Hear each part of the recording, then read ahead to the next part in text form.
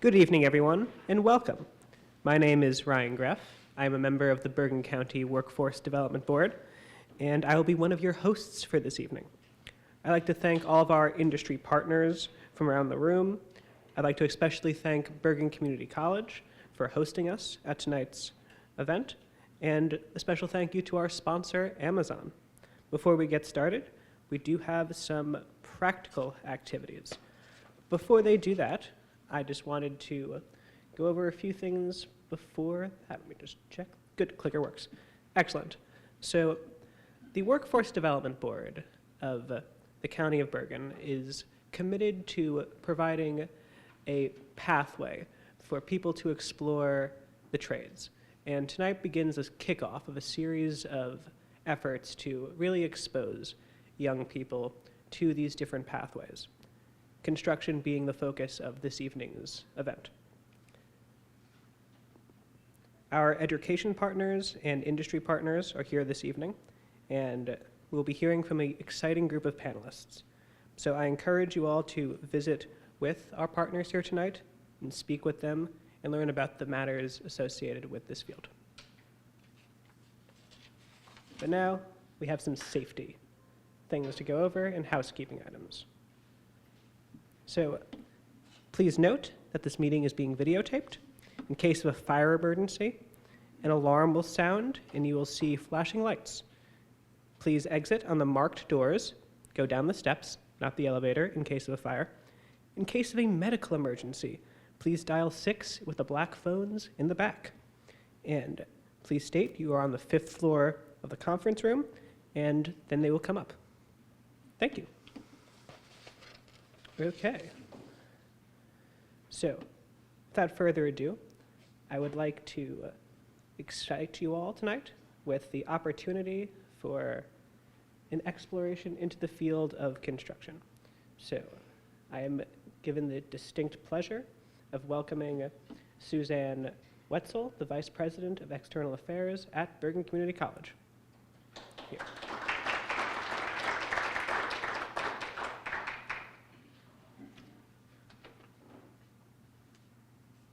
Good evening and welcome to Bergen Community College. On behalf of President Eric Friedman and our Board of Trustees, we're really pleased that you're here tonight for this event.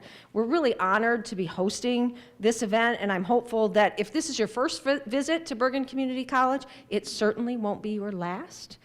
So please come often, and we welcome you on our campus.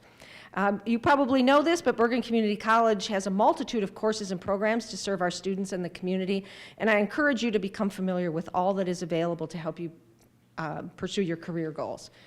We offer associate degrees for high school graduates, as well as enrollment options for students while they are still in high school through our dual enrollment or early college programs.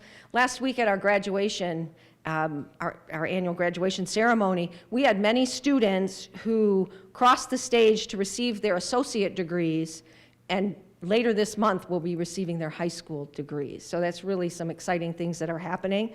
Through our Division of Continuing Education and Workforce Development, Bergen offers summer programs and high school courses for 1st through 12th graders. Through our Kids and Teens program, I encourage you to become familiar with our continuing education offerings, which also include licenses, certifications, employee training, professional development, and lifelong learning. Jamie's here with his team at our table, and they'd be happy to talk to you about all of the things that we do offer in regard to workforce development and those certifications I was talking about. I'm confident that you will find tonight's program extremely useful as you learn about the different career pathways in the skilled trades that are available in Bergen County. And equally important, the resources that are available to help you find apprenticeships and scholarship opportunities, as well as connect with the employers who are here this evening. If Bergen Community College can assist you in any way as you figure out your career goals, please do not hesitate to reach out to us. Thank you.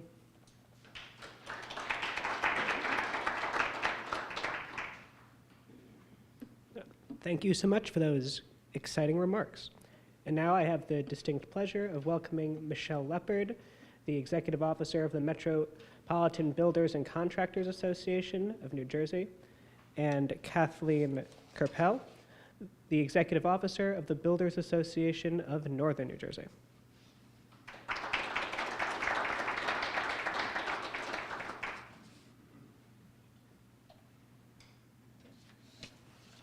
welcome.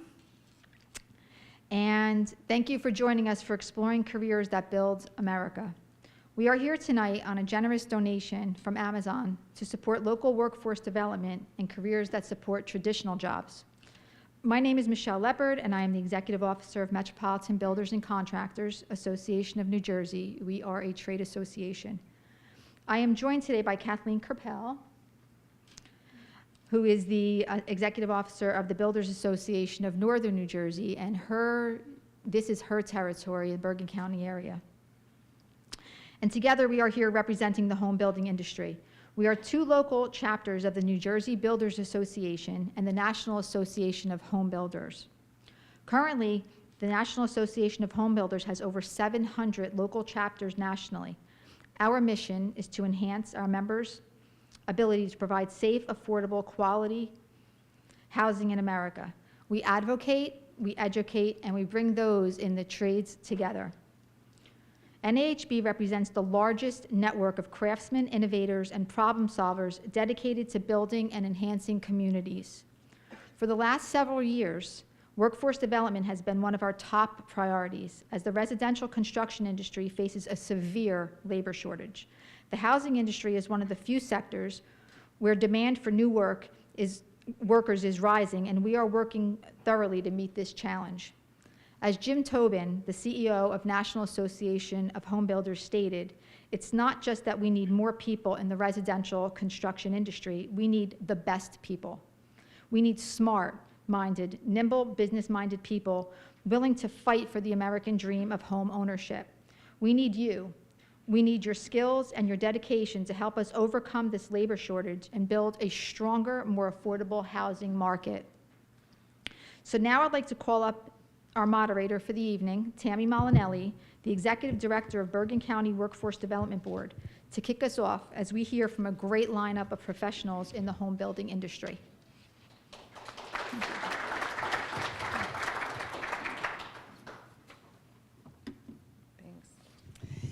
Welcome everybody tonight. I'm excited because this is our first. This is our first kickoff at being able to find ways to share with our community the remarkable careers that are available without going right away to a four-year institution. Because I believe that the careers and the jobs that anyone takes after high school is higher education. Some people learn with their hands, some people learn with their hands and behind a computer or behind a classroom. There's so many ways that when we look at the future of work, we have to include everything about work. And there's no industry that's really more important and significant than the construction industry. And tonight you're going to hear of the remarkable opportunities where young people can use their skills in finance, as an entrepreneur. If you want to go into the trades, the construction industry is just rich with these amazing opportunities with high-paying, high-skill jobs. And so I'd like to welcome all of you tonight.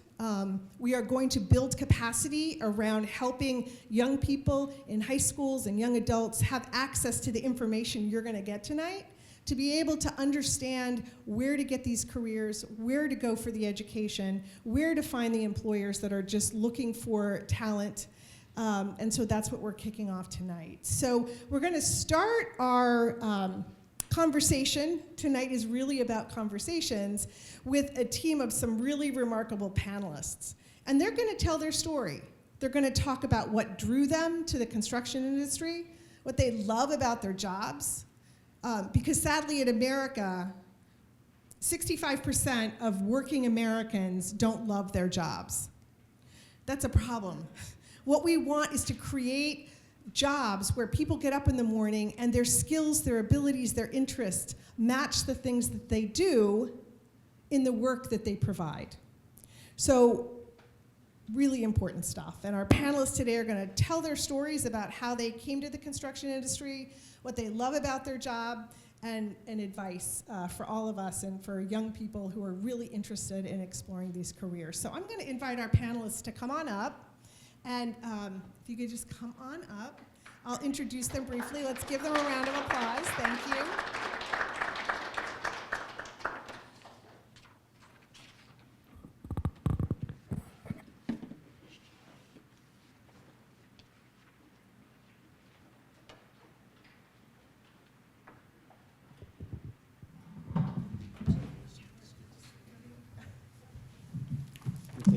best seat so I can run away. The other thing I invite you to do is on the table, there's a list of the panelists and some of the folks that are participating in our event today. I want you to take this piece of paper and circle the names of the people that you want to meet or connect with after this event is over. So if there's something one of the panelists said and you want to follow up, we're going to be talking to some of our vendors and folks around the room. If there's somebody you'd like to meet, circle their name, write their name down, because today's a conversation. What happens tomorrow when you go into your life and you want to remember, well, this is the education program I want to check out. You need something to take with you from tonight to remind you of what the next step is. So our panelists tonight, glasses on, there you go. The first person I want to introduce is Derek Weissman. Derek, raise your hand. Very good. Derek is a partner and head of asset management for Procida Funding and Advisors. He heads up the asset management department, and he's done that since 2015. He has a wealth of experience in underwriting, closing, managing over $1 billion in construction, bridge, and DIP loans. Currently, he oversees a diverse portfolio surpassing $350 million in assets. His responsibilities spanned ground-up developments, historical renovations, and environmental cleanups, where he orchestrates project life cycles from capital stack development to lease stabilization. He's currently the president of the Builders Association of Northern New Jersey. So if we could welcome Derek.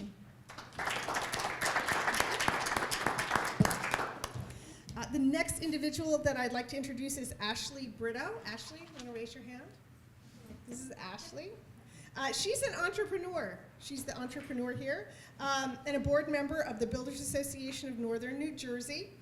She first attended Bergen Community College as the start to her education, and then she went into exploring a career in real estate with Procida Funding.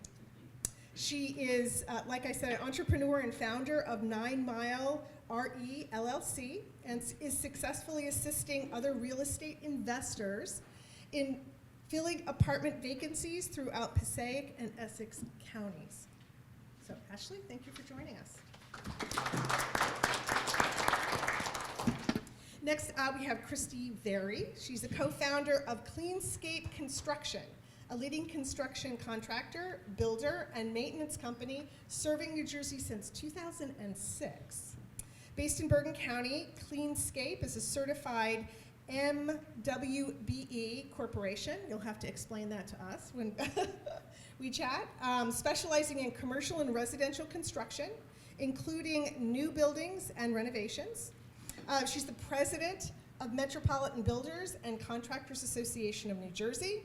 She's the alternate director of New Jersey Builders Association, a trustee for Builders Political Action Committees, secretary for New Jersey Builders Association, a leader with Metropolitan Professional Women in Building, and won an Outstanding Contribution Award and Remodeler of the Year. So let's give her a warm welcome.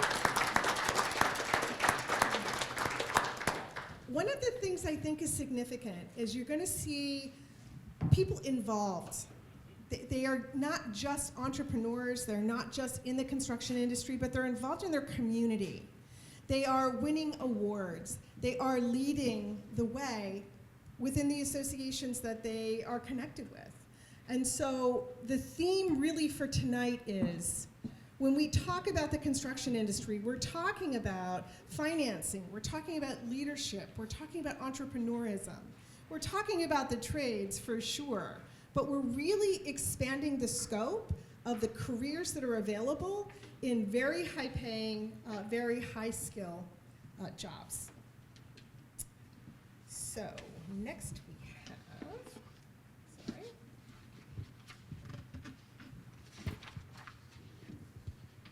Michael Kerpel. Michael, you want to, is Michael? Yes, absolutely. Michael has 40 years of experience in the construction building industry. He was a builder and general contractor who changed his career to the supply side of building residential and commercial projects. So we're excited to hear what created that pivot for him in his career. He is National Association of Home Builders Senior Life Director, as well as a Life Director for the New Jersey Builders Association. So we're really thrilled to have him with us this evening.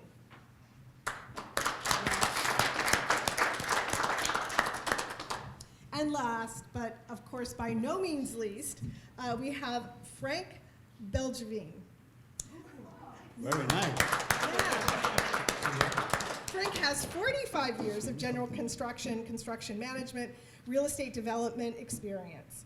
The first 10 years of his career, he was a field supervisor, on-site supervisor, and then has 35 years as a developer and property manager. His professional achievements include development of over I get it, 200 million in real estate. Did I get that right, Frank? Close enough. Close enough. Okay, lots. Created an automated project analysis. He's an expert in pro forma and associated projections and forecasts that provide a total overview of development projects prior to negotiations, purchase, and investment. So I'm going to ask you to actually break that down into something we can all understand, or maybe it's just over my head, I don't know. Because tonight, too, we want to keep things simple.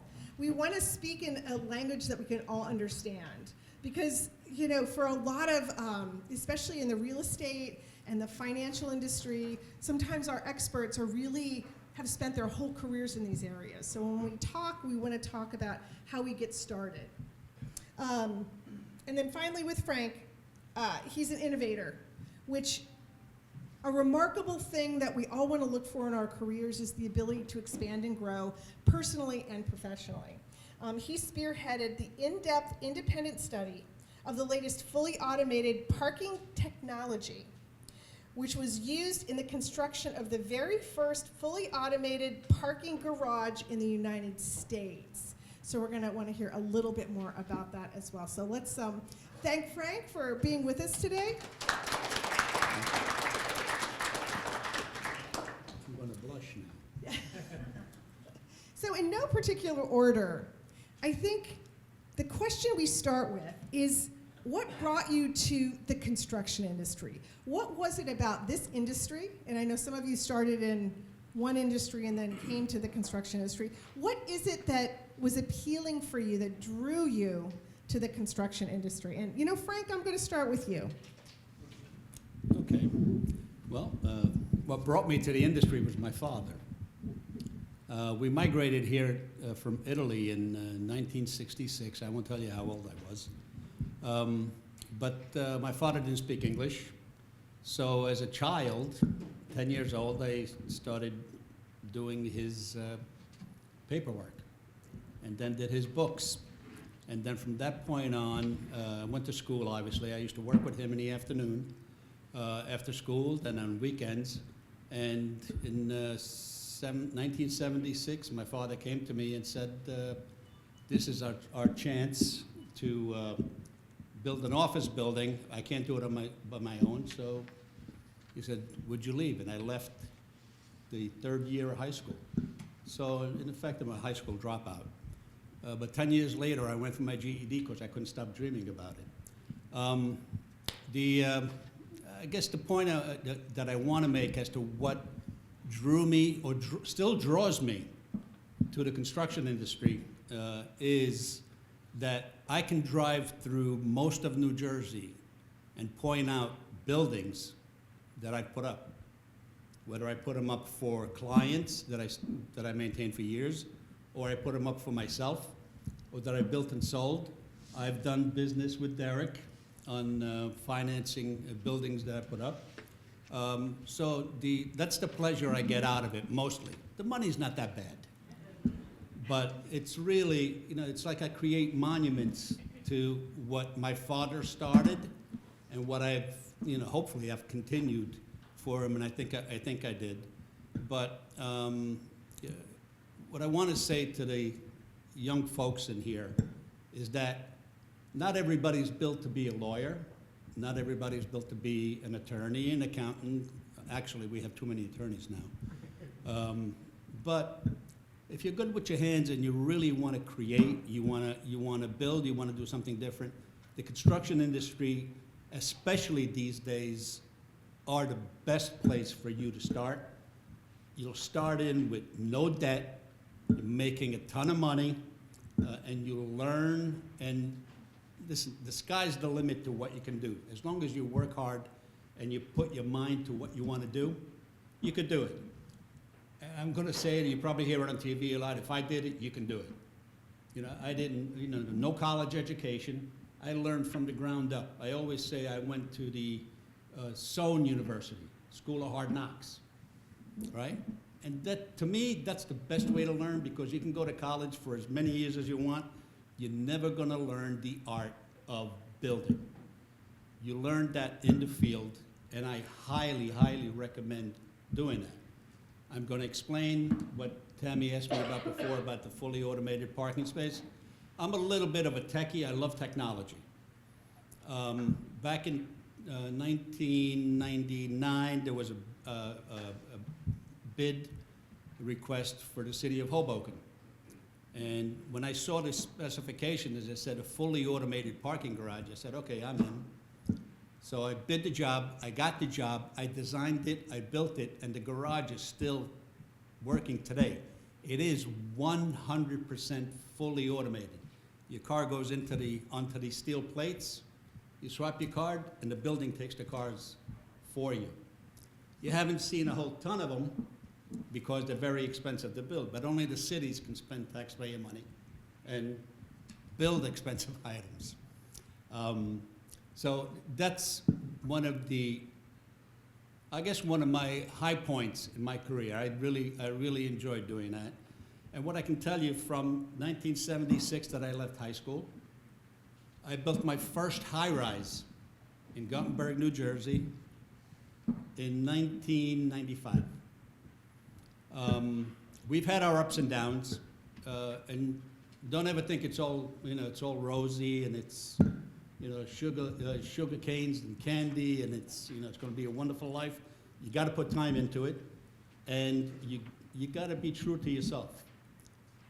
I highly recommend the construction industry to the young folks that don't want anything to do with school. My son did it, I did it. I mean, I wanted to go to school, but I wanted to help my father. But at the end of the day, I have no regrets doing what I did. And I'm living a wonderful life, and I hope that for everybody here. I really do. Great, thank you. Derek, I'd like to have you go next. I know that. Sure. So, not too dissimilar from Frank. The thing that I'm so attracted to in real estate, how I got here, was you can see your progress every day. You drive through the field, you can see a building going up, you can see plumbing and roughing going on, and you can see all of your hard work culminating on a daily basis in the progress. But what brought me here is, a message I always pass along to our interns and anybody who's joining the company as an entry level. And, Ashley worked for us for about a year before leaving, and I think it's the most important lesson and something everybody skips over, going through high school, even when you enter college, is they spend so much time asking you, what do you want to do? What do you like to do? You have no idea what you want to do and what you like to do when you start. I find it's much easier to learn, what do you not like? What do you not want to do? And once you start to eliminate those things from your life, you can find out a lot better of what you do want to do. So I started off my career on the Wall Street side, working on Wall Street, working on a bond desk. I found after a year of doing that, really what was important to me was I kind of liked the financial side, but I hated that I had no control of what happened, and I was selling a product that I didn't know, 100% what was going to happen to it the next day. It was going to react to whatever was going on in the market conditions. It was going to react to whatever somebody was talking about online, and then you would see what would happen with the market, and you would have to react. And whoever reacted the fastest would be the one who succeeded the most. And I couldn't ever get my head around, what are we doing here? Why is this the way we do it? We're buying and selling, basically pieces of paper, and it's trading in value so quickly, and the volatility, we've seen it over the last couple of years is there. And from there, I kind of said, I really like this finance thing, but I really don't like that I can't control my product. And that brought me into the construction and real estate industry, where I walked my first construction job. And then I went back a month later and I checked and I said, wow, I can really see what I've done in the last month to make this a little better. And then you start walking every day and you start seeing little improvements, and then 6, 9, 12 months later, you look back and you look through your phone, you look at the pictures and you look at the projects, and you're like, look at all this progress I made in the last month.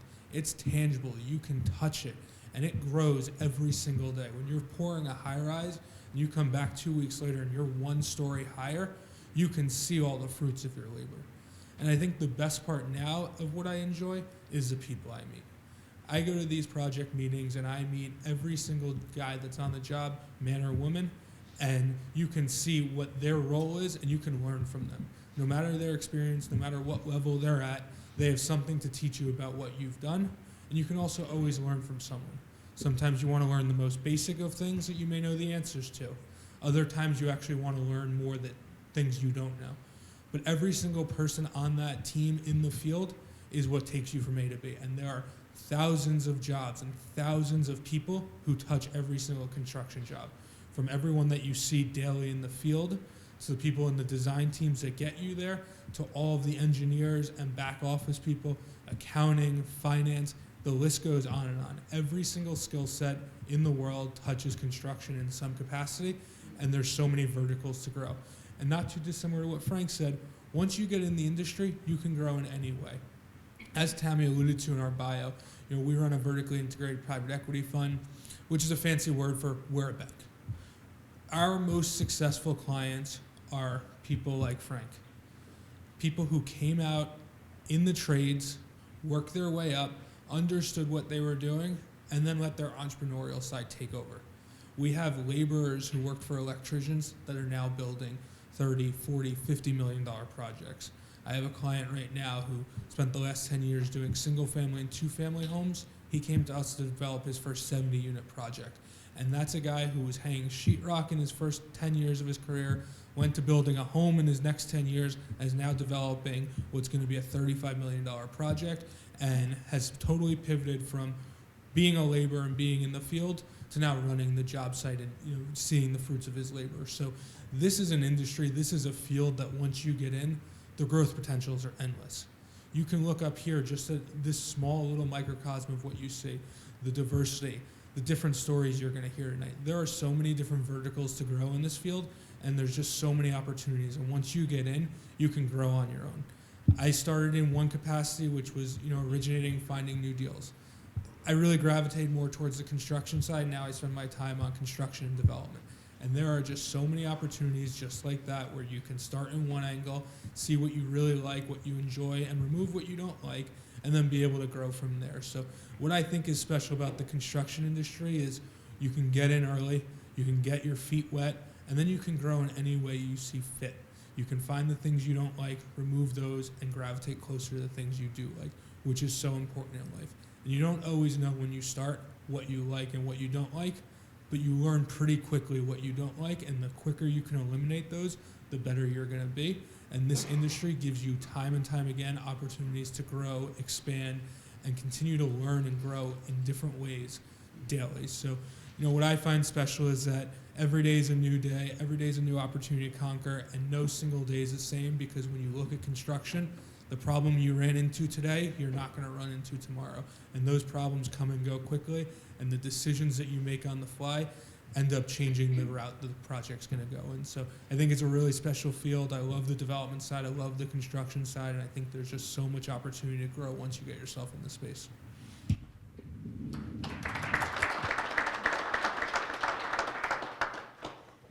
So the one thing I want to mention is that these are not only amazing jobs, but they're going to get better. The whole projection for the future and all the labor market information is these jobs are going to continue to grow. The opportunities are going to continue to expand. And I would even offer that with artificial intelligence and a lot of the technology booms that are coming around the bend, it's going to expand this industry exponentially. So it's not just that there are good jobs today, it's that looking to the future, these good jobs are going to continue and they're going to grow. 2022, Bergen County's construction industry averaged 16,300 total employment numbers, but the increase was growing from the year before, and it's just going to continue to grow, and it's going to continue to grow. The average wage for the construction worker employed in Bergen County in 2022 was almost $82,000 annually. So the numbers don't lie. The projections make the construction industry the place you want to be. And it's also an industry where, you know, Derek mentioned there's flexibility. You can start doing sheet rock and end up building, 70-unit residential, what is it? In Bergen County. In Bergen County, in our backyard. These jobs are real, they're here, and the industry's growing. So, Michael, tell us what you love about construction and what you love about your job. And well, let me take it just a little bit in a different direction, if it's okay. I'm going to echo what Frank and Derek both said regarding accomplishment, a sense of accomplishment, working with your hands, working with your vision, working with ideas, working with other people to construct, whether it's a house, whether it's a community college. These are things that are all needed, and they'll always be needed. Housing will always be needed. Structures will always be needed. So I think getting into the field of construction, whether it's in single-family residential or regular housing, or getting into multifamily, or into commercial, any type of construction is a satisfying role to be in. More importantly, in the housing industry, where we need an influx of the next generation, if you will, the opportunities are tremendous. Electricians, plumbers, masons, carpenters, HVAC, the cooling and heating systems, they all need new people to come in. And as the man once said, the world is your oyster. You can pick and choose where you want to be in these trades. And you're learning something. You're learning something very valuable. I remember back when I was in high school, photos were always in black and white, but back when I was in high school, kids wanted to be lawyers, they wanted to be doctors, they wanted to be accountants, as Frank said, and now there's just a glut of these positions, these trades, these careers, if you will. The construction industry is never going to be at a loss for a need of tradespeople. Builders, in particular, where these tradespeople come together, you take a builder such as Frank and the builders that Derek works for with financing, and Ashley and Christy being a builder as well. They see a vision, they have a vision for what they want to do, whether it's a remodeling job, they talk to the homeowners and they see what the homeowner wants, and then they bring that vision to life. They bring what the homeowner is thinking about to life. A builder, single-family residential or multifamily, will go to a piece of property. What may be there is grass or dirt or whatever it may be. They bring this structure to life, and this structure brings all these different trades together to build. I'm in the supply business now. I got out of the construction industry at the end of the 80s. Frank will remember this. I don't think you ladies or Derek will remember this. There was a thing called a S&L crisis, a banking crisis, and it harmed the building industry for a few years. I was a young father at the time, and I made a decision to go work for one of my suppliers. And I got into the supply side, and it kept me in the construction industry because I always thought I'd go back to being in building, but I had a love for that side of the aisle, working with the builders to supply product. I live in a house down in Monmouth County, built 25 years ago, and most of the product in that house is a product that I sold to the builder. I can feel what I sold. I can feel the house. I can touch the house. And more importantly, in these homes that we're speaking about, and all of you at one point or another live in a house, or lived in a house, or maybe it's an apartment, or whatever it may be at this point. Every step of the way in your life, something happened. Majority of the time it would be in that home. Good times, bad times, whatever they are, they're memories that you have gathered over the years all brought to you by a builder and his or her tradespeople and the supply companies that work with them, the financing companies that allow the builder to get that money to build. Because it costs a lot of money to build, particularly in New Jersey. So what you're doing is you're creating that American dream and taking it a next step further. You're creating American memories.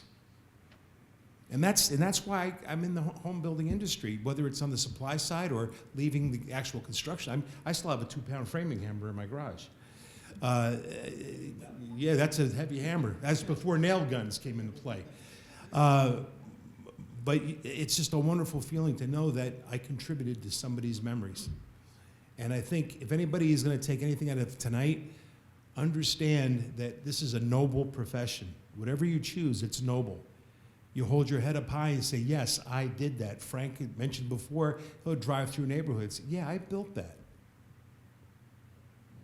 That's a trade, that's a profession, that's a career that not too many people can speak that highly of in terms of showing people what they actually did. So I'm going to finish with that. That's a great way to finish.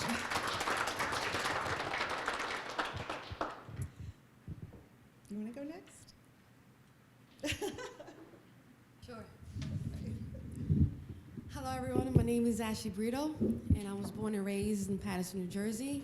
And what brought me to the, sorry, I'm a little nervous. Can we just give her a round of applause? It's really good to be nervous.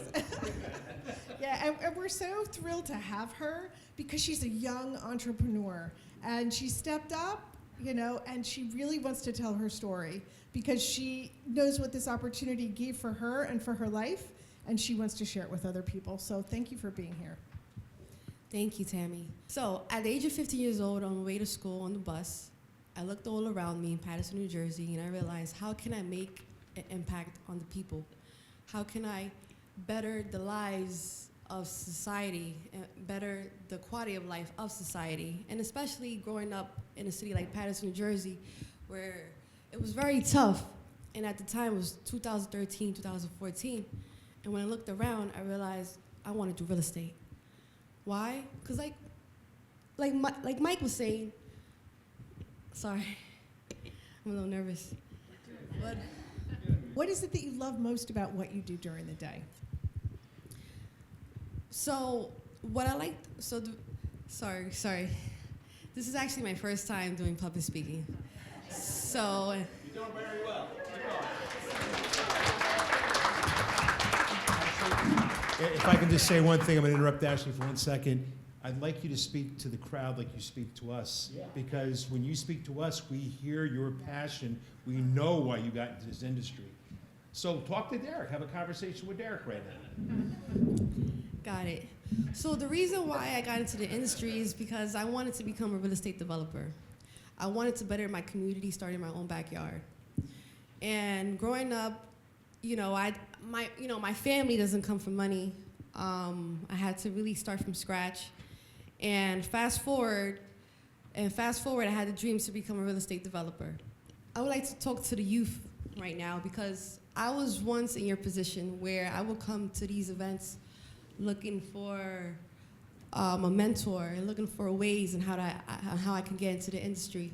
And at the age of 15, on my way to school on the bus, when I looked all around me in Paterson, New Jersey, I realized I want to better my community and I want to start my backyard, and I would like to do real estate.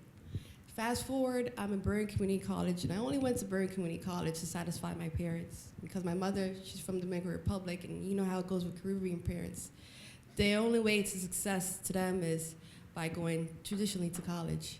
So I only went to college to satisfy her. Then in my second semester of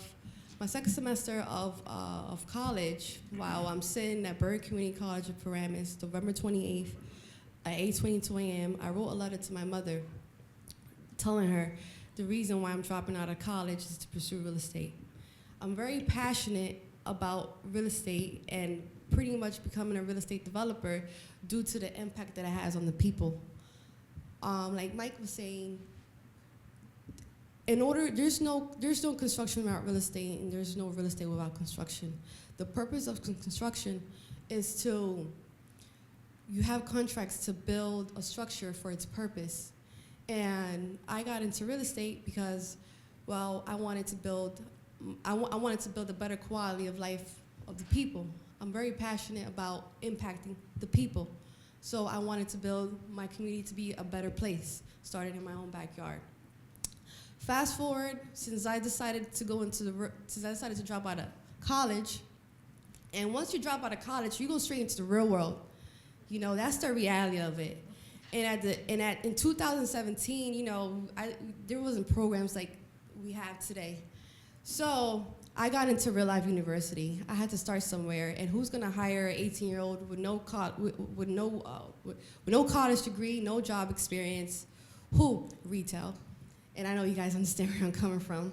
So I started my real life university in sales. And the reason why I brought this up is because that journey within the next 5 years at the age of 18 years old prepared me for my dream, prepared me to walk into my destiny, into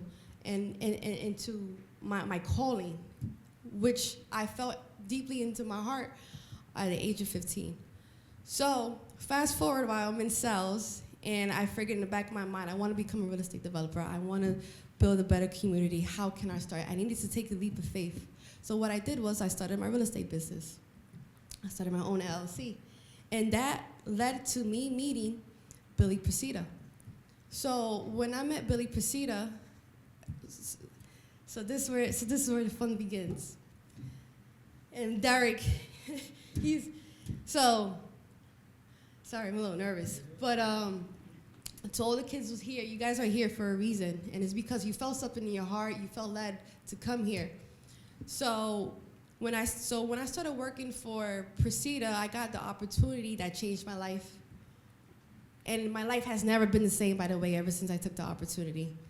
So I got the opportunity to work for Presida, which is, sorry, I'm a little nervous here. You're doing great. Yeah. You're doing great. Because I'm an overthinker. So I'm overthinking. What are you guys thinking right now? So I got the opportunity of a lifetime, the opportunity that I've been waiting for my entire life, the opportunity that I knew one day I will receive, and the reason why I dropped out of college at the age of 18 years old. And it was the opportunity to work on a redevelopment project, which was a $40 million project of 126 units and 7,000 square feet of retail. And you can't even imagine, wow, God. So my introduction to my career is going to be a $40 million project with no experience, but that's just how life goes. When you're meant to do something, it will happen with time. So I did that for about a year, and I learned everything that goes on or what you need to know when it comes to becoming a real estate developer. I learned there, it was like my boot camp. It was like my real life education, my real life college education, what all schools should be teaching, because there I learned mechanical engineering, I learned structural engineering, I learned civil engineering, because in order for you to build something, you need to design it first, and that's what engineers are here for. And alongside with that, I also learned the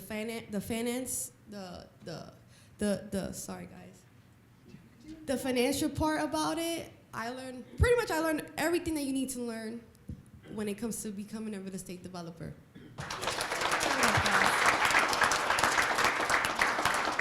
When we realize that public speaking is, people are more afraid of public speaking than snakes, it kind of puts that in a little context here. So you did an amazing job, and everybody here is so proud of you. So thank you for that. Did a great job. Awesome. So Christy Very, Cleanscape Construction. I got into the field because I married into it. I had parents that did not go to college, and like Ashley, my parents wanted me to go to college, and that was their goal for their children, is to complete a college education. And so I went off to college, not knowing what I really wanted to do, but I always had a love for the construction field. As a child, I built with Legos. I always wanted to design houses, but I was a woman and I would want a family, according to my parents, so that's not really the avenue that you should go, correct? So I went off to college and I completed my undergraduate degree, and then I went off to graduate school to be a school psychologist, and then I met my husband, who's sitting over there in the pink shirt. And so I studied and spent hours and hours at school. And he's like, what are you doing? What are you doing? And so while I was in graduate school doing my internship, I started working for his family and their family business, their construction company. I was looking for anything that I could possibly find to make some money. And I fell in love with it. I absolutely fell in love with the construction field. Everything about it. The sky's the limit, as some of these gentlemen have said. Each day is very different. There's so many opportunities out there. There's so many different people involved, as Derek had mentioned. There's just a variety of different roles in a construction project.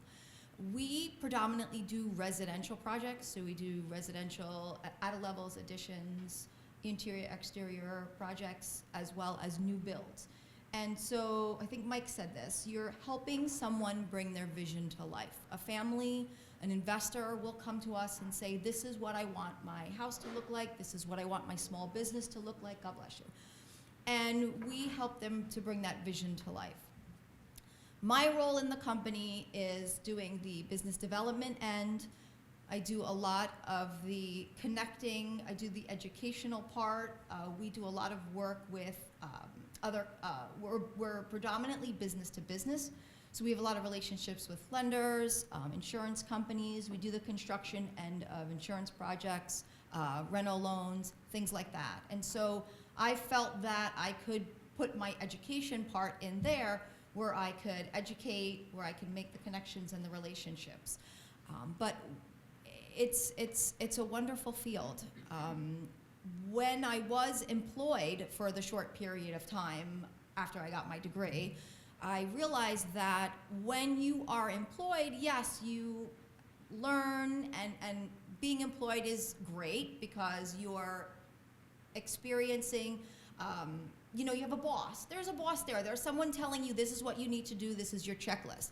As an entrepreneur, there is no checklist. There is, unfortunately, sometimes you learn by error or you run into different things. Some days are great, some days are really bad. But you don't grow unless you have those days. And you can't be scared. You have to really follow your dreams. You have to you have to take those risks. You have to think outside the box. But that's what I love so much about it. And the construction field, you have to think outside the box. With each and every project, they're not the same. There are no cookie cutter projects. There are no cookie cutter customers. There are no cookie cutter ideas. Everything is very, very different. And for myself, that's what I love so much about it, because it allows me to apply creativity, to really, engage myself and really think outside the box. When I was employed, it was very difficult to come up with a solution, because you always have to follow certain rules. There's certain things that you have to abide to. But when you own your own business, yes, there's the ethical part, there's the professional part, but you can really think outside the box and get creative with a solution and apply yourself, if that's something that you're really good at, to really make something better than it already is. But it's just a great field. There's so many parts to it, and I think that's where so many get detoured from. Like, you think it's just a hammer and nails and things like that, but it's not. There's so much more. There's metal, now there's color coding, there's color specialists that come out. There's interior design is so big right now. Before COVID, I felt like interior design wasn't as popular when we were building a home, but after COVID, so many wanted to really love the space that they live in.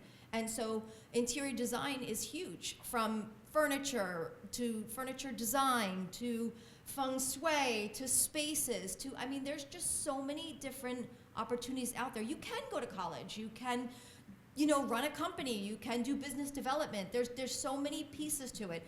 we've worked with Rutgers University. There's an undergraduate program where they do supply management, a supply chain management, and we've worked with them, and here are college graduates that are looking into and doing the studying behind the supply chain and what's the best route to find the most affordable way to get products and to utilize products, say whether you're storing them, whether you're getting them direct, versus going out in the field and learning sheetrock or hitting a hammer or doing framing, like Derek mentioned, and then all of a sudden moving to, I'm running the company, I'm now doing it as the boss.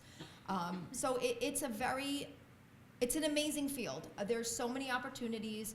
I know a lot of the times high schools push college, but it's not the only route. And I have to be honest with you, I've had a million years of school, and I couldn't believe how many successful people I met that didn't spend a day in college.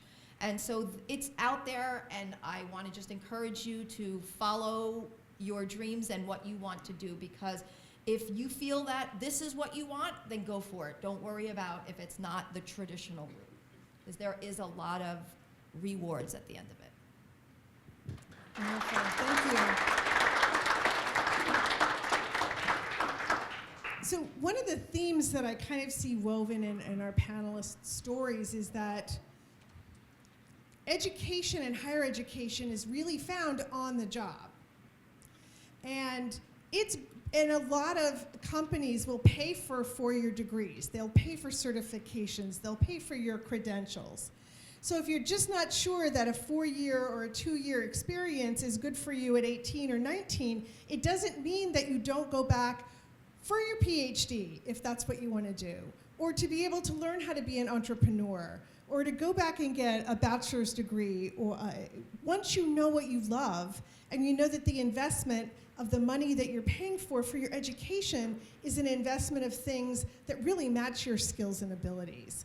And so, while we're talking about the construction trades, we're talking about an opportunity for young people to explore an industry that has a multitude of remarkable high-paying jobs. And today's conversation is just where you start with that.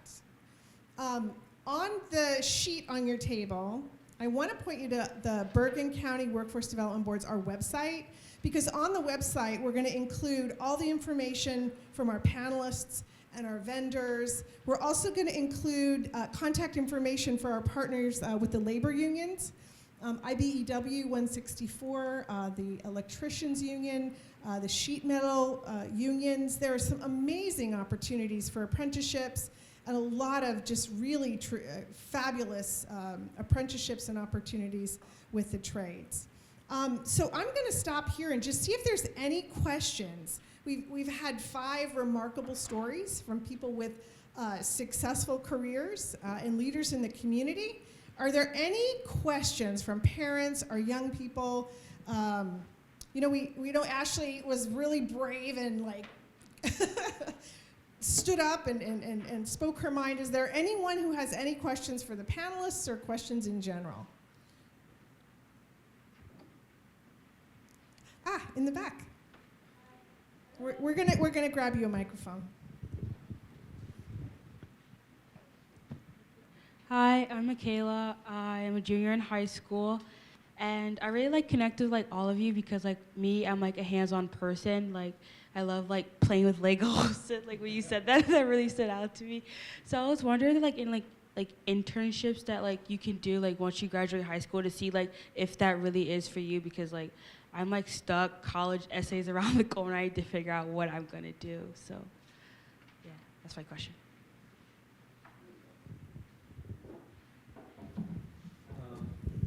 Yeah, I think in general, you're always better off starting at the bottom.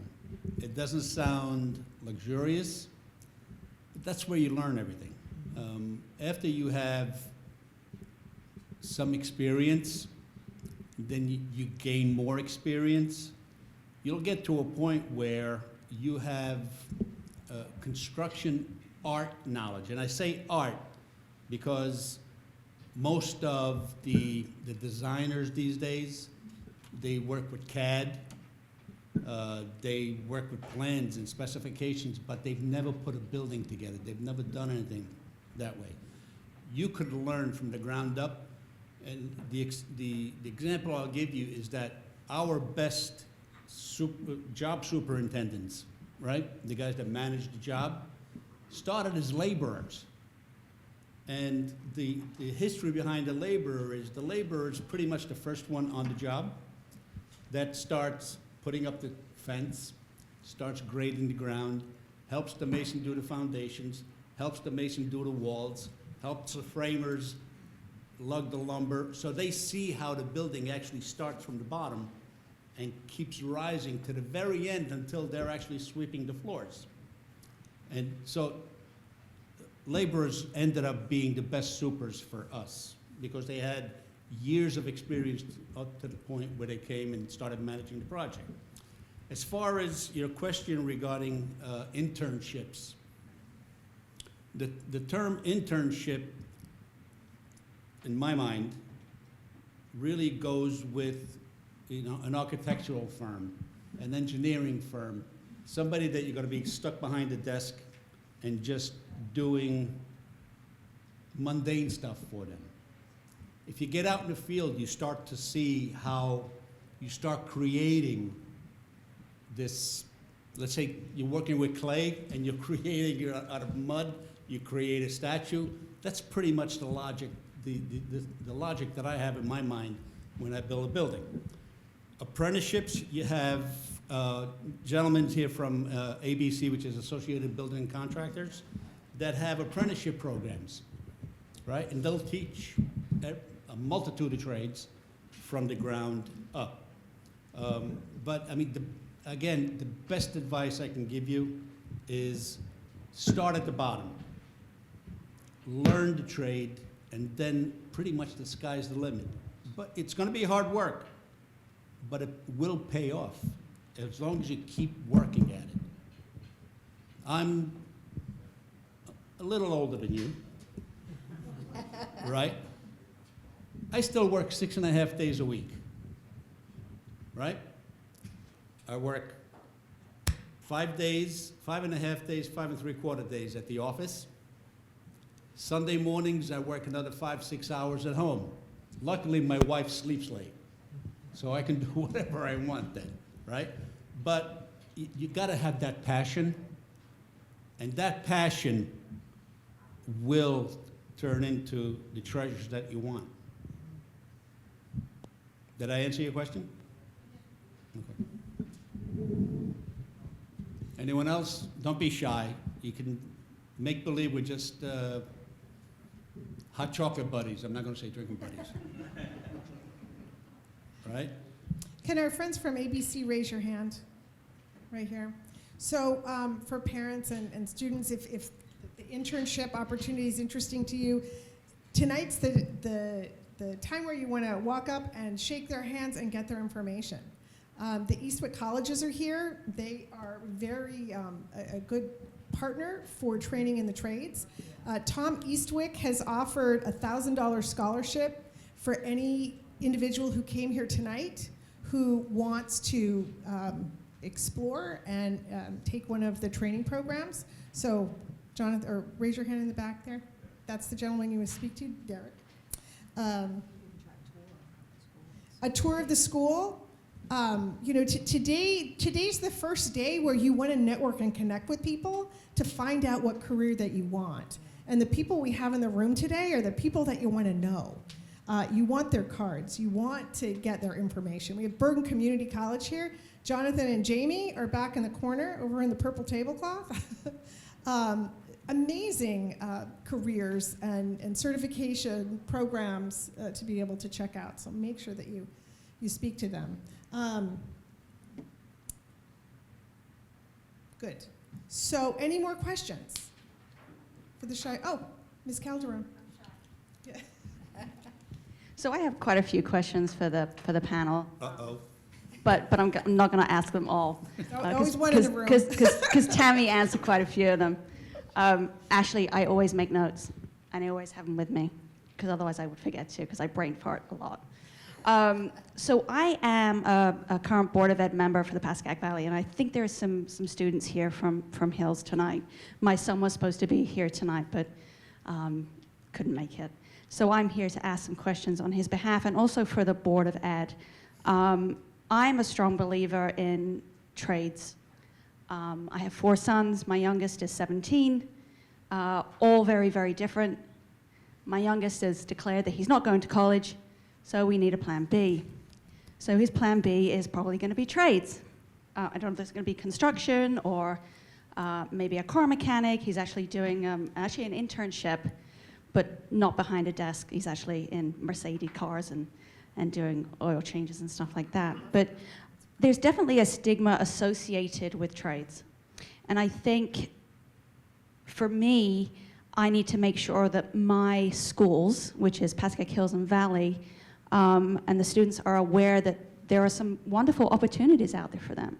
And I think we forget, as schools do, that it's kind of like a numbers game, right? It's who's going to the best colleges, and if you're not going off to a college, that there's that stigma attached to it, and I think we need to get away from that. So I'm happy to be here tonight, and I'm glad that you guys put this on and you came out tonight, and I hope there are many more that come. Do you find that it's a hard job trying to get the young folks to kind of join construction? And is it because of the stigma attached to it? You know, the stigma, it all starts with, and I hate to say it this way, but it's true, it's the parents with status seeking.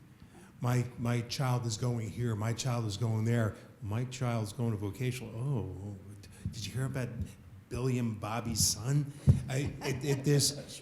It's first of all, a parent's job in life, at least in my world, is to make sure my children are going to be successful. Getting them to college is not a success. Making sure what they do for the rest of their life and they're successful, that I've done my job as a parent. My wife and I have done our jobs as parents. The stigma is always going to be there until we, in this room, change that stigma. Going to college, and as Frank said before, coming out of it with a student loan that would choke a financial institution, and then getting a job that this is how much you're going to make, and I paid this much for college. It doesn't make any sense. You come out of college, you have instant debt, and there's people. How long does it take off to pay college debt? A long time. Okay, when you come out and you learn a trade, you're going into the mix right away.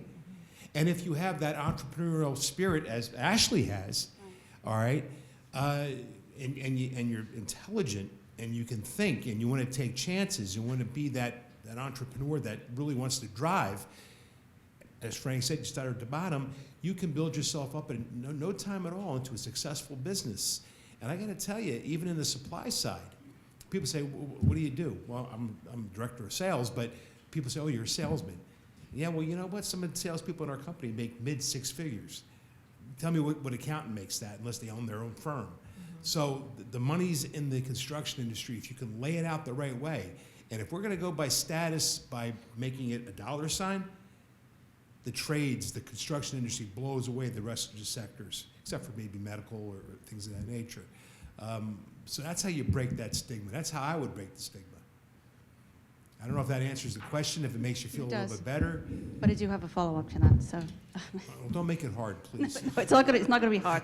So, and I'm just playing dumb because I don't really know anything about this. So do young kids who are going to graduate high school and don't know what they want to do and possibly want to go into a trade, you say they start from the ground up, right? So do they get a job with you or a plumber, like go into a plumber or electrician or mason, and then they go to school? And if so, do you know what the costs are for programs?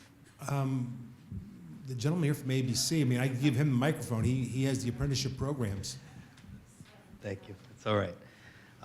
So yeah, just to give you a little background, I represent Associated Builders and Contractors of New Jersey. We're a membership organization of over 1,500 construction businesses here in the state of New Jersey, and ancillary support businesses for them are one of 68 chapters across the country. There are something to the tune of 500,000 construction jobs available in the country right now. And there are opportunities for young people to step into roles at any type of trade you've heard of, plumbers, carpenters, electricians. We have 25 United States Department of Labor registered apprenticeship programs. That means if they get hired, your young people you're speaking of, get hired with one of our members coming out of high school, they're going to work full time, they're going to make money. They're going to pay $0 to get an education. They're going to take classes online 2 nights a week, or in a classroom setting, depending on the trade, but they're going to get an education with 0 debt. They're going to make $30,000, $40,000, $50,000 a year while they're going to school. And then they're going to come out of that program, on average, making more money than their counterparts who graduate from college in their first year. An electrician coming out of a 4-year apprenticeship program, on average in the United States, makes around $68,000 a year. Most of my friends that I graduated college with didn't make that until 7, 8 years into their job.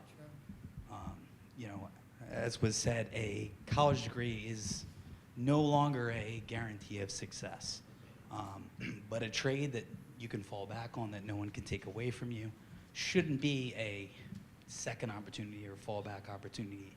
It's probably the place to start first. And then if you figure out, hey, I want to go back to school, I want to learn business, I want to learn project management, I want to get, you know, a more broad education to go with these skills, great. But if you go into school and you're paying, you know, $30,000, $40,000 a year to go to school, and then you come out and you don't know what you want to do, and you've got, on average, $30,000 in debt, you're in kind of a bad spot. I think that's what everybody's talking about here. And if I can add something to what I said earlier and what is being said here today. You need to love to do what you do, right? If you don't love what you're doing, you're not going to succeed. Construction business, as a business owner, depending on the size of the company that you're running, there's a lot of headaches. But with the money that you make, you buy a lot of aspirins, right?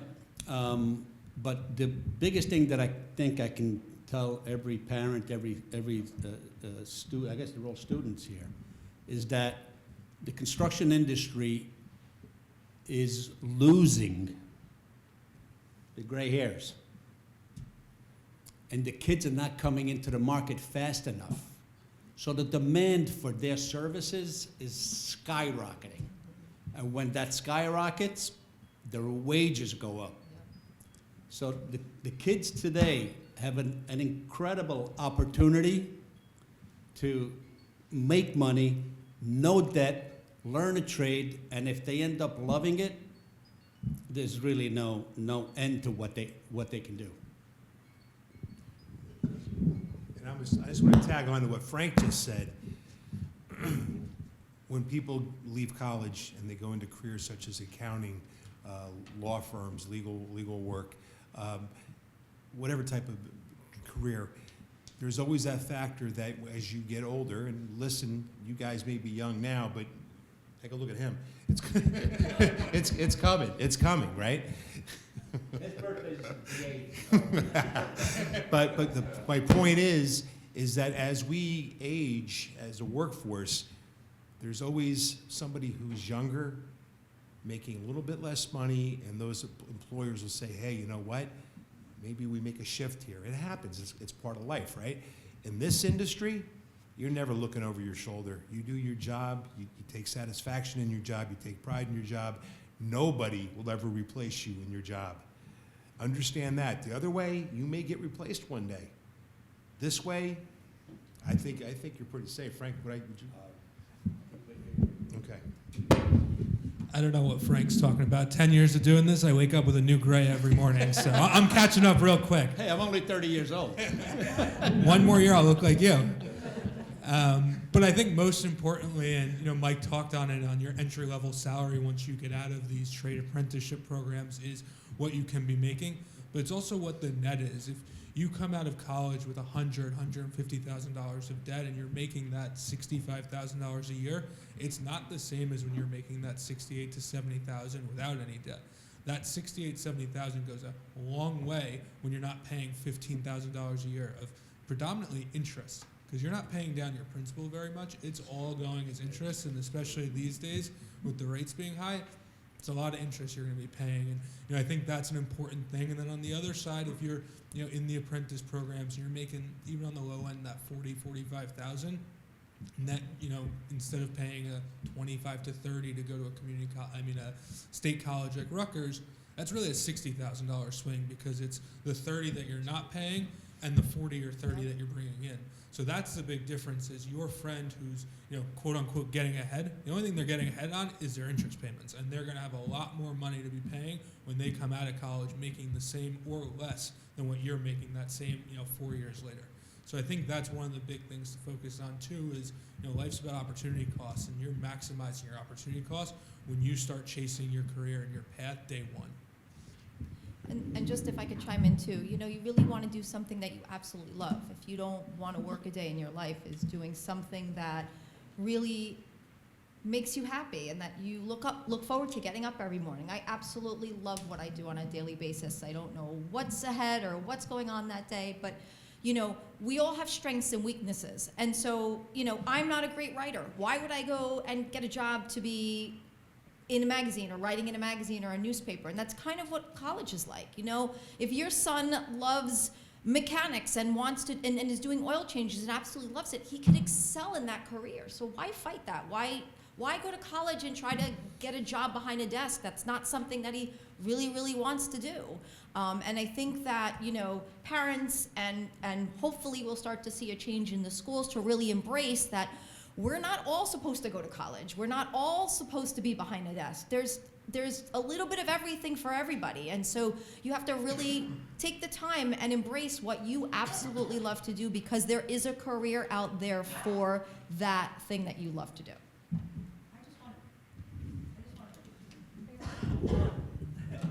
I'll sing it. Thank you. Linda, introduce yourself. Yeah, I will. My name is Linda Garvey. I work for Capola Brothers. I'm a we're a remodeler in both New Jersey as well as in Florida. I'm also the chair of Professional Women in Building through Metropolitan Builders and Contractors Association of New Jersey, which is part of the National Association of Home Builders. I'm here to advocate that women, there's so many opportunities for women in this industry. 10.9% of women are in the construction industry today. Roughly 3 to 6% are actually in the trades. 41% are actually retiring by 1931, according to McKinsey's study. So there's not enough men to fill these positions, so there's a lot of opportunity for young women today. There are scholarships for young women. I know we have a lot of young men here today, but if you know other young women, there are great opportunities for you. Next week, we're going to go out and do a trial with Girl Scouts of America. We're going to go to Christy's daughter's Girl Scout troop.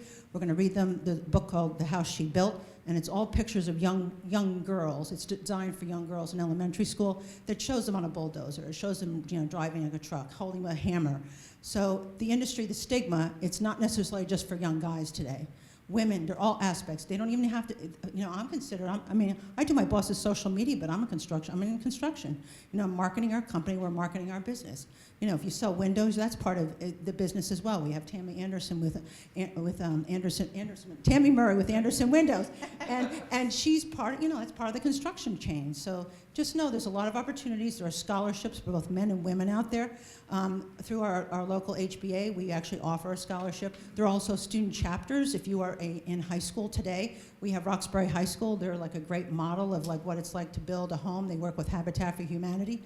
And you get involved in an association like ours. Our association is like an educational forum. You can learn from them. That we have programs for both everybody in the industry. So that's another thing that's great to do. If you pick whatever career you get into, try to stay affiliated with an association that will help you develop, help you grow, help you network with other people and learn. But I am a very big proponent of women in construction, so that's what I'm out here to say. But there's a lot of opportunities for women as well as men in this industry. Thank you. Thanks, Linda. And then I know Michelle, they offer scholarships as well. So everyone who offers a scholarship, raise your hand. So look for those folks. We are going to offer an opportunity for networking after this is over. We're going to probably wrap up our panel 30 minutes or so. The key is to not leave at the end of the event, but to talk to the people in this room, because that's the first step. Really important. And, you know, here's the bottom line. Everything points to tremendous growth in this industry. There's going to be an additional 546,000 workers needed to meet the demands. Actually, that was last year in 2023. In 2024, 324,000 new jobs are projected within the industry. So it's just exploding. This is the place where you want to connect with people to find out what your next step is. So, invoking my powers of MC, I have a question for you guys. So, building off of what Tammy just said, this industry is expected to grow significantly. What do you guys think the barriers of entry for a young person to join this field are? And that's a question open to any of you, multiple of you even. I would think the barrier, I would think the barrier is what you had said is the stigma. I think that's the barrier. I was going to say the same thing. Yeah, I agree. That's the barrier. There's no physical barrier, right? I remember even as a kid, summer days, right? The teachers used to go work for construction companies. Oh, really? Oh, yeah. Some of my grammar school teachers used to work for my father. That's awesome. Right? So there's no physical barrier. I think starting off with a company that has their roots already, has the experience, they would actually learn the safety side of it, right? Because the bosses will always be on their, pardon the French, their ass, right?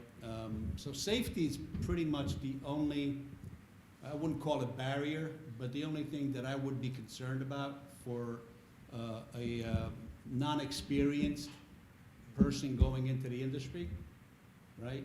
So I think, you know, apprenticeship programs, working for Christie, working for companies that have established businesses. And if you have an established business, your safety programs are pretty much in place and proven. So I mean, that's really all I can add to that. Other than, well, I'll get to one of your questions later that I thought about. Yes, you. But please go ahead. But really, it's important. You just got to put yourself out there. You know, don't be scared to fail. Take a chance.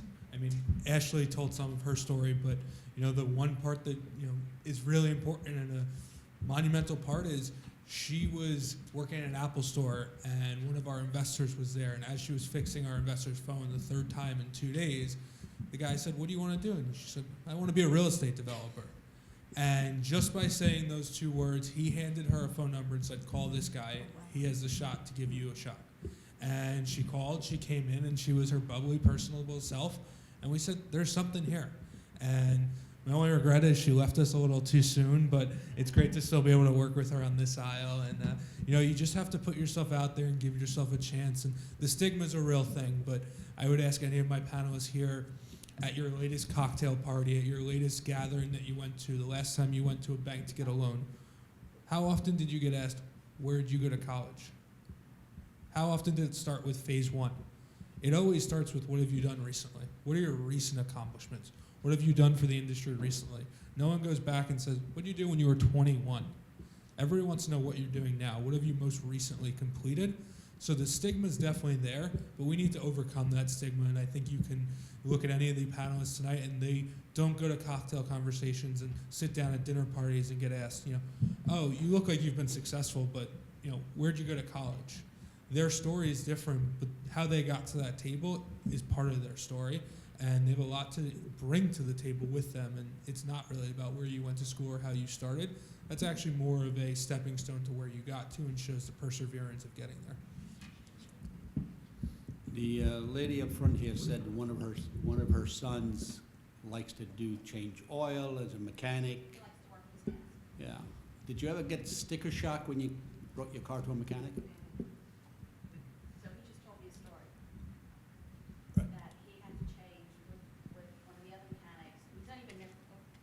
there for about a month, right? So they threw him right in. And he had to change a gas tank on a Mercedes. Mercedes is an expensive car. You're not going to take it to a Mercedes dealer if you can get your local mechanic to do it, right? He spent 2 weekends working on that car to take that out. And he said it was the worst job ever. But he did it. And they saved him a ton of money by doing it locally. But now he knows what cars he wants to get versus which ones he doesn't. So he wised up. But then he knows where he can make the most money. Exactly. And that's my what point. he's learning. So That's my point. he's a smart kid, but yeah. They charge. He's gotta get dirty. They charge what, $185, $200 an hour? Yeah, well, he's For going to some change my kid. brakes and oil soon, so Yeah. it's going to cost me So- nothing. So there's opportunities for all kinds of trades. We're advocating construction trades here because that's what we are very familiar with, right? And we know, I mean, I'm finishing up a project that I had to move my men around from job to job because I couldn't find people dependable. I could find as many bodies as I want, but dependable people that you can rely on and have the work ethic because they weren't brought up that way is a problem. But if you start at the bottom and you have your parents' support to do what you're gonna love to do or you learn to love to do, it's the best thing to do. And we have to get rid of the stigma that my son went to Princeton. I went to Princeton and I came back out again. Right? I drove right through the driveway and I left. So, you know, college, I'm not minimizing the importance of a college education, but it really depends on what you end up doing. If you're gonna be in finance, yeah, although you can learn it from the ground up, a little bit of math education and how the numbers fit together, that you can do a pro forma and understand the financial side of a project. You learn it faster when you're working with people like Derek, right? I learned it on my own. I learned it with errors. I learned it by making mistakes. But fortunately, there weren't mistakes that happened after I got the loan. There were mistakes before I got the loan and I got the right loan and I was able to finish the project. Great. Sure. I'll give you my official mic. My question is for the gentleman from ABC. For a student or a young person who isn't quite sure what trade, they might want to go into a trade, but they haven't really had any experience with any of the trades. Is there any opportunity for them to kind of get a taste before they commit to an apprentice program? And as an add-on, once they are in an apprentice program and they have, completed it, does your company or does the trade itself give those apprentices help with, securing full-time work and work that has benefits connected to it? And what if there is a downturn in the economy? Do they give support to help them find work when it might be difficult on a day-to-day basis? So that was a multi-part question. Yes. So, to start off, right, you commit to go into a four-year university because you're committing a bunch of money. You commit to a career in construction by working in construction. An apprenticeship is a job, first and foremost, full-time paying job. With a program like ABC, your employer is paying your tuition for classes. So it's a zero risk. You could do 1 year in electrical apprenticeship and turn around and say, you know what, I'd like to try plumbing. And half of our members, they're general contractors, they're developers. So guess what? They've got plumbers, they've got electricians, they've got carpenters, they've got all these different jobs. And when you talk about a downturn in the economy, financial security, job security, right? My roof is still going to leak whether the economy is doing well or not. I might try to fix it if I don't have any money, but 9 times out of 10, I'm calling somebody who knows how to do these things. And as was said earlier, you know, the supply and demand chain is growing every single day. The waiting list to get an electrician or a plumber to come out to your house because of the lack of skilled labor. The number of people who are reaching or about to reach retirement age in the construction industry is almost half the workforce, because the agenda for a good 20, 30 years in our country was everybody goes to college, and now we've got a ton of people with BAs, Bachelor of Arts degrees. I've got one. Let me tell you how often I use it. If you'd like to learn, ask me any questions about sub-Saharan Africa or history of on cotton fields with rural women in the 1900s. I can tell you all about it, but a lot of times what I use, in the day-to-day is the relationship skills, the things that you learn from working with people, from all the other, from working when I worked in restaurants or when I worked in, other service type industries. Those are the skills I picked up along the way. And I had to do those because I had to pay the money to go to college. So if I learned anything in college, it's that, things cost money, you need to work hard. But I wish somebody had come into my school, which is half of my job now, is to go out and speak to these young people and say, hey, listen, give this a shot. And if, like I said before, if 2 years in, you decide you want to go on to college, great. In fact, most colleges in the state will give you credit for completing an apprenticeship program. So you get a year of college credit for completing a 2 to 4 year apprenticeship program. And beyond that, like I said, you can always switch careers within the construction industry.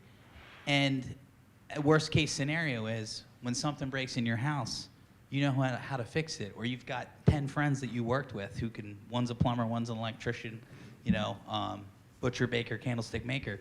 You've got the opportunity to, lean on a list or a network of people to help you do those things that you're inevitably going to have to pay for one day.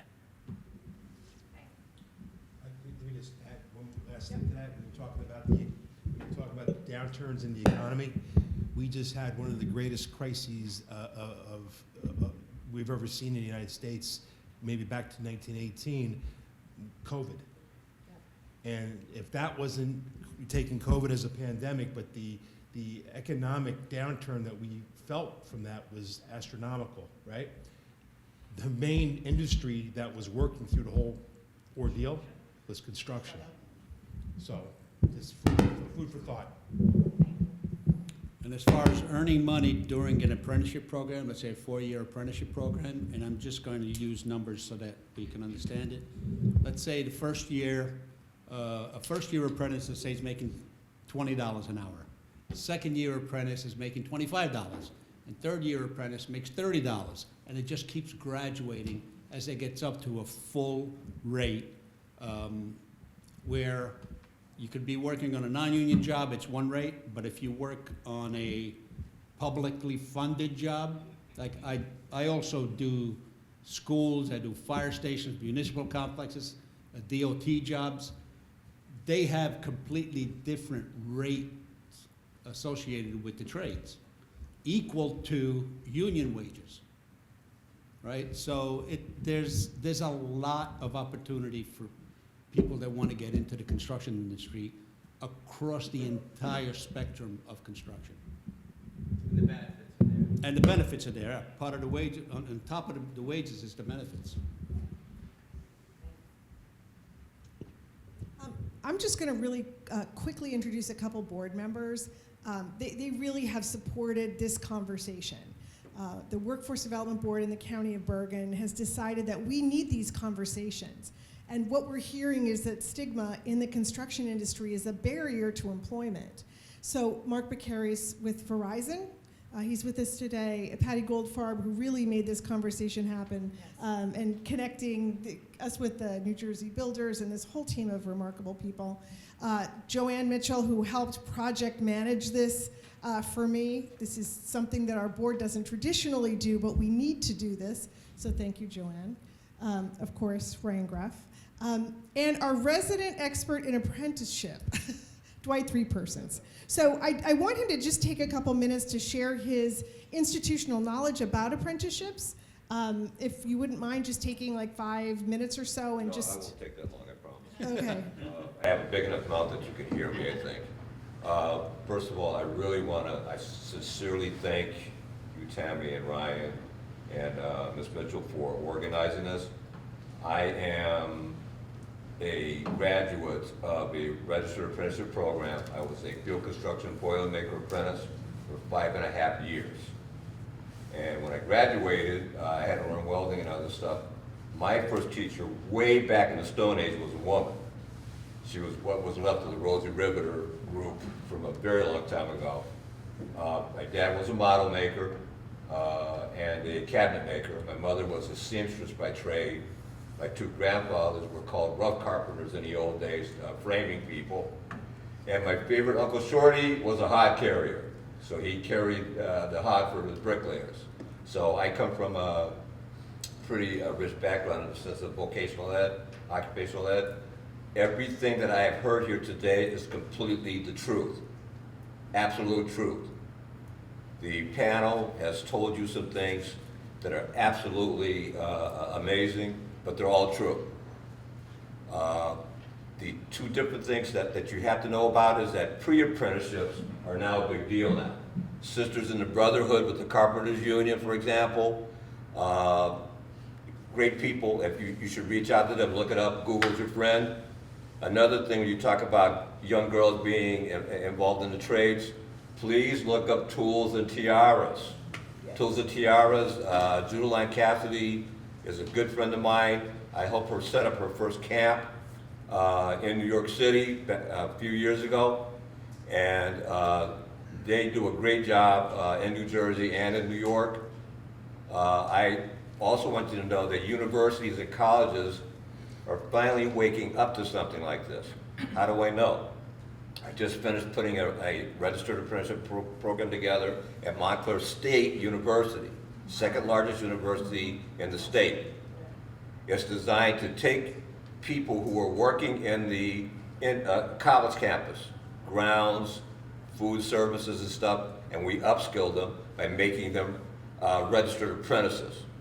And the Department of Labor is about ready to approve that, and hopefully, because I had it done a few years ago, it was killed during the pandemic, it's coming back now. It's a great model, and I expect something like that to happen in more universities and colleges, because they get the related technical instruction for free, that's college, but also if they continue their work there after they graduate, guess what? Their family and themselves get free tuition at the university.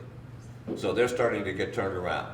And then last but not least, I'm going to please beg you, if you live in the great county of Bergen, look around where you live.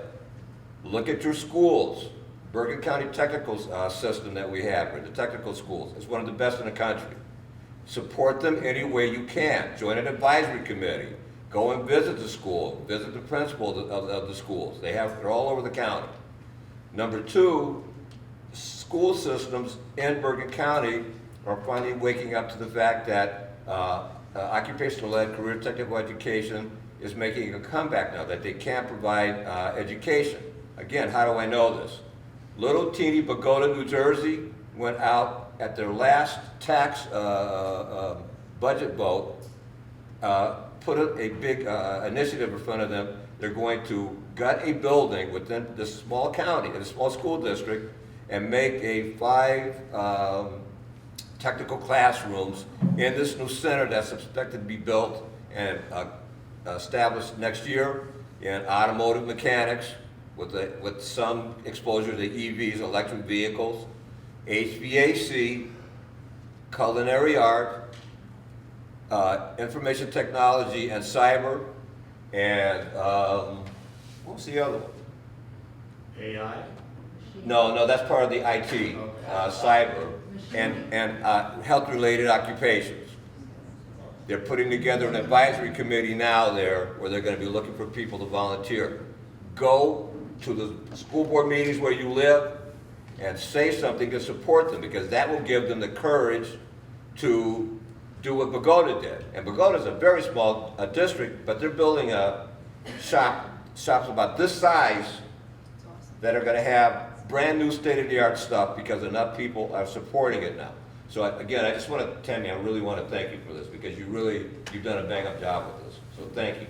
So I won't take all the credit because everyone here, thank you, very much a team effort. And what we're going to do is we're going to build a portal for guidance counselors, for parents, for students, for anyone interested in getting into the trades, the construction industry, so that you're going to be able to see videos. You're going to be able to look at job descriptions. You're going to see how much money these occupations pay. You're going to see labor market information. So there'll be one place you can go if you're interested at all about careers in the trades. And so that's what we're looking to build. The construction industry is where we wanted to start. These conversations, every quarter or so, will go to a different industry. But construction was just where we wanted to start. One of our partners I'd like to recognize who couldn't make it tonight is Servant Heart Ministries, and they're out of Patterson.